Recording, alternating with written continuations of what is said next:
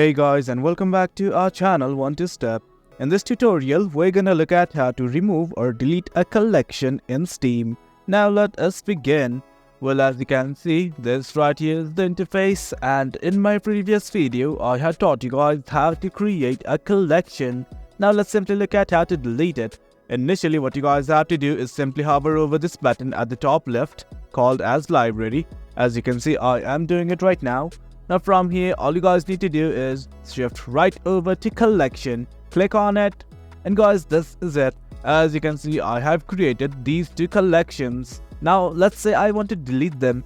Simply right click on the collection that you want to delete, and as you can see, there are a few options like edit collection filters, rename collection, or simply remove collection. Well, it's up to you. Select the one of your choice, but right now for this video I want to delete this collection, so I'm simply gonna hit on remove and give my confirmation. Click on remove.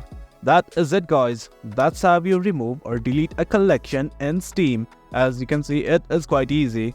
If you guys found this video informative and for more content like this, do remember to hit like, share and subscribe. Your support fuels us. Until next time, thank you.